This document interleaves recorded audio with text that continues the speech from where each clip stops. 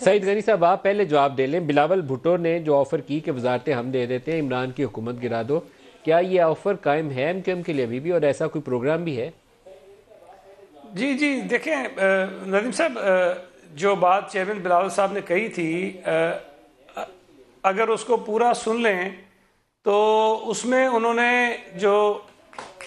جو بات کہی تھی وہ پہلے بنیادی طور پر تو یہ تھی کہ موجودہ حکومت کی وجہ سے، ان کی پالیسیز کی وجہ سے لوگ مشکلات کا شکار ہیں، اور وہی جو باتیں ہم دہرا چکے ہیں کہ مہنگائی ہے، بے روزگاری ہے، معیشت تباہ ہو گئی ہے،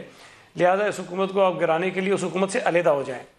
پھر انہوں نے سیکنڈری یہ کہا کہ جی اگر آپ وہاں سے وزارتیں چھوڑ دیں گے تو ہم آپ کو صوبہ سندھ میں بھی وزارتیں دینے کو تیار ہیں. تو اگر ایم کیو ایم اپنا وہ فیصلہ کرتی ہے، وفاقی حکومت سے الگ ہوتی ہے، تو یقیناً ہم صوبائی حکومت میں ان کو بالکل شامل کر لیں گے اگر وہ آنا چاہیں تو. کوئی آپس میں سیاسی بات چیت بھی ہے یا یہ جلسوں میں کھڑا ہوا دیا ہوا بیان ہی ہے صرف؟ کوئی آپس میں رابطہ ہے اس سلسلے میں کہ آئیے ہمارے ساتھ دوبارہ سے چلیے؟ نہیں، فارمل تو باقاعدہ کوئی ملاقات یا بات چیت نہیں ہے، لیکن ظاہر ہے آن اینڈ آف تو یہ ہمارے ملاقاتیں ہوتی رہتی ہے، تو گپ شپ ایسے آپ یہ ہوتی ہے. سعید غنی صاحب سوچتے لیکن ہیں کہ اگر ایم کیو یہ ایم کہیں والے کہ جی سڑک پہ کل کھڑے انہوں ہیں نے جو 3 تلوار پہ، آپ دعوت دیں گے تو وہ بھاگے چلے آ جائیں گے رکشے پہ بیٹھ کے، ایسے تو نہیں نہ ہوگا جی؟ نہیں، ایسا نہیں، میں نے یہ نہیں کہا.